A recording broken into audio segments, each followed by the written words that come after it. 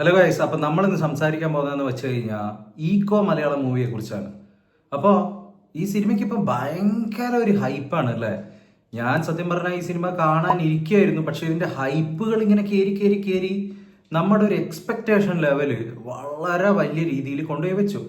Especially ഇത് ചെയ്തിരിക്കുന്ന team എന്ന് പറഞ്ഞു കഴിഞ്ഞാൽ കേരള ക്രൈം ഫയൽസ്. അതായത് നമുക്കറിയാം മലയാളത്തിൽ വന്നിരിക്കുന്ന സീരീസുകളുടെ നിലവാരം എന്ന് പറഞ്ഞു കഴിഞ്ഞാൽ വളരെ മോശമാണ്. അതിൽ ഏറ്റവും കൂടുതൽ സീരീസുകൾ വന്നത് ഡിസ്നി ഹോട്ട്സ്റ്റാറിലുമാണ്. 2-3 സീരീസുകൾ ഞാൻ കണ്ടിട്ടുമുണ്ട്. അപ്പം അതിൽ തമ്മിൽ ഭേദം തൊമ്മെന്ന് പറയുന്നത് പോലെ ഈ കേരള ക്രൈം ഫയൽസ് എന്ന് പറഞ്ഞു കഴിഞ്ഞാൽ one of the best Malayalam series ever made ആയിരിക്കും, ആണ് എന്നാണ് എനിക്ക് തോന്നുന്നത്.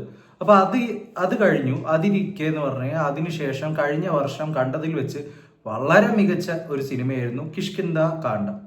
അതിൽ ആസിഫ് അലി, അപർണ പുലരി, പിന്നെ നമുക്ക് എടുത്തു പറയാൻ വേണ്ടിയിട്ട് നമ്മുടെ വിജയരാഘവന്റെ പെർഫോമൻസ്, ഒരു ഒരു ഒരു ഒരു മലയാളം കൈൻഡ് ഓഫ് സിനാരിയോയിൽ ഒരു ഡേവിഡ് ഫിഞ്ചർ ഫീല് ചെറുതായിട്ടൊക്കെ തരാൻ കഴിഞ്ഞ ഒരു തരത്തിലുള്ള ഒരു സിനിമയായിട്ടാണ് എനിക്ക് കിഷ്കിന്ധ കാണ്ഡത്തിനെ കുറിച്ച് തോന്നിയത്. Very well made movie.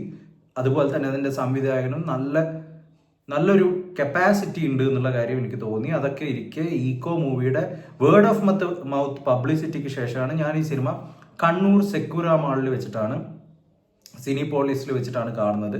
തിയേറ്ററിൽ ഏകദേശം ഒരു 40% ഒക്യുപ്പൻസി ഉണ്ടായിരുന്നു. കാരണം മോർണിംഗ് ഷോ ആയിരുന്നു, രാവിലെ 10:15 ഷോ ആയിരുന്നു. എൻ്റെ കൂടെ ഈ സിനിമ കണ്ട ആരെങ്കിലും ഉണ്ടായിരുന്നെങ്കിൽ please do comment down below. അതുപോലെ തന്നെ അപ്പൊ ഈ സിനിമയുടെ കാര്യത്തിലോട്ടൊക്കെ വരികയാണെങ്കിൽ വലിയ എക്സ്പെക്ടേഷൻ ഒന്നും വെച്ചത് കൊണ്ടൊന്നുമല്ല ഈ സിനിമ ഈ ഹൈപ്പിന് ഉള്ളത്ര ഒന്നും ഇല്ല എന്നാണ് എനിക്ക് പേഴ്സണലി തോന്നുന്നത്. ഇയാളുടെ ഏറ്റവും മികച്ച സിനിമ കിഷ്കിന്ധ കാണ്ഡം തന്നെയായിട്ട് ഞാൻ ഇന്നും പറയും. അതിലും 10 ഇരട്ടി മുകളിലാണ് ഈ സിനിമ എന്നൊക്കെ കോക്കൊക്കെ പറയുന്നത് കണ്ടു. എവിടെ എന്ത് ആലോചിച്ചിട്ടാണ് പറയുന്നതെന്ന് എനിക്കറിയില്ല.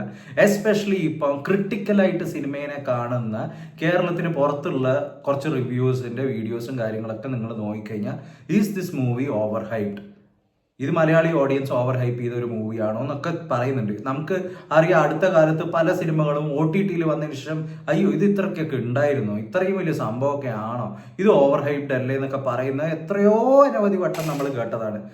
ആ ഒരു ലിസ്റ്റിലേക്ക് ചേർക്കാനുള്ള അടുത്തൊരു മൂവിയാണിത്. എഴുതി വെച്ചോളൂ. ഇത് വലിയ എന്തൊക്കെയോ സംഭവമായിട്ട് ഭയങ്കര ഫിലോസഫി പറയുന്നു. ഡോഗ് ആൻഡ് ഓണർ, അതായത് മാസ്റ്റർ, അങ്ങനത്തെ ഒക്കെ ഭയങ്കര ഫിലോസഫിക്കലായിട്ട് കാര്യങ്ങൾ സംസാരിക്കുന്നു. ആകപ്പാട് ഇതൊരു കുന്നിന്റെ മോളും കുറച്ച് സാധനങ്ങൾ മാത്രമേ കാണിക്കാനുള്ളൂ.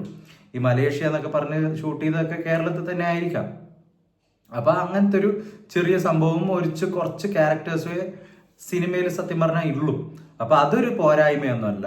അത്ര 2 ക്യാരക്ടർ ആണെങ്കിലും വെച്ചിട്ട് ബ്രില്യൻ മൂവീസ് ലോക സിനിമയിൽ ഉണ്ടാക്കിയിട്ടുണ്ട്. പക്ഷെ ഈ പറയുന്ന അത്രത്തോളം അല്ലെങ്കിൽ ഇവർ കാട്ടുന്നത് ഭയങ്കര എന്തൊക്കെയോ സംഭവങ്ങൾ ഇവിടെ നടക്കുകയാണ്, മാസ്റ്റർ മൈൻഡ്, മാസ്റ്റർ പ്ലേ ഒക്കെ നടത്തുകയാണെന്ന്. പക്ഷെ ഒന്നുമില്ല.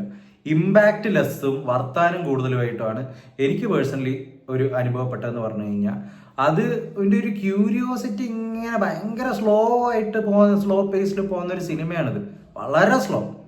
അപ്പോൾ അതിൻ്റെ ഒരു ക്യൂരിയോസിറ്റി പിടിച്ചു വെക്കാൻ സാധിച്ചിട്ടുണ്ടോ എന്ന് ചോദിച്ചു കഴിഞ്ഞാൽ ഒരു പരിധി വരെ സാധിച്ചിട്ടുണ്ട് എന്ന് പറയേണ്ടി വരും. പക്ഷെ അവസാനം ഈ ക്യൂരിയോസിറ്റിയും സംഭവങ്ങളൊക്കെ അറിഞ്ഞു കഴിയുമ്പോൾ അയ്യേ ഇത്രേ ഉള്ളൂ, അല്ലെങ്കിൽ ഇതായിരുന്നോ സംഭവം, നമ്മൾ വിചാരിച്ച തരത്തിലുള്ള ഒരു കെട്ടഴിയലോ അല്ലെങ്കിൽ പുതിയ കാര്യങ്ങൾ കാണിക്കുക അല്ലെങ്കിൽ ഞെട്ടിപ്പിക്കുന്ന തരത്തിലൊന്നും ഒന്നും തോന്നിയിട്ടില്ല. അങ്ങനത്തെ ഒരു അനുഭവം ഉണ്ടായിട്ടില്ല. എനിക്കൊന്ന് കിഷ്കിന്ധ കാണ്ഡത്തിൽ ഇതിലും കൂടുതൽ അങ്ങനത്തെ ഒരു അനുഭവം കാര്യങ്ങളൊക്കെ ഉണ്ടായിട്ടുണ്ട് എന്ന്. ഒരു ആവറേജ് മൂവി ആയിട്ടാണ് എനിക്ക് തോന്നിയിരിക്കുന്നത്. ഒരു 10ൽ ഒരു 6 ഒക്കെ കൊടുക്കാൻ പറ്റും. അതാണ് പേഴ്സണലി എനിക്ക് തോന്നിയിട്ടുള്ള ഒരു അഭിപ്രായം എന്ന് പറഞ്ഞു കഴിഞ്ഞാൽ. ഈ പറയുന്ന അത്രത്തോളം വലിയ സംഭവമായിട്ടൊന്നും എനിക്ക് തോന്നിയിട്ടില്ല. അതുപോലെ തന്നെ എനിമൽ ട്രിലോളജിയിൽ വന്നിരിക്കുന്ന 3ാമത്തെ പടമാണത്ര. എന്തായാലും ഇതത്ര പോരാ എന്നാണ് എനിക്ക് പേഴ്സണലി ഉണ്ടായിരുന്ന ഒരു അഭിപ്രായം. 2 മണിക്കൂർ 5 മിനിറ്റേ ഉള്ളൂ. അത് തന്നെ ഇതിന് ധാരാളമായിട്ടാണ് തോന്നിയത്. അപ്പോൾ ഇതൊക്കെയാണ് ഈക്കോ മൂവി കണ്ടതിന് ശേഷം എനിക്ക് തോന്നുന്ന എൻ്റെതായ അഭിപ്രായം എന്ന് പറഞ്ഞു കഴിഞ്ഞാൽ. നിങ്ങളുടെ അഭിപ്രായം എന്താണ്? ഈ സിനിമ കണ്ടിട്ടുണ്ടെങ്കിൽ അത് കമൻസ് ആയിട്ട് രേഖപ്പെടുത്തൂ. Will come with another video next time. Until then take care guys and bye by.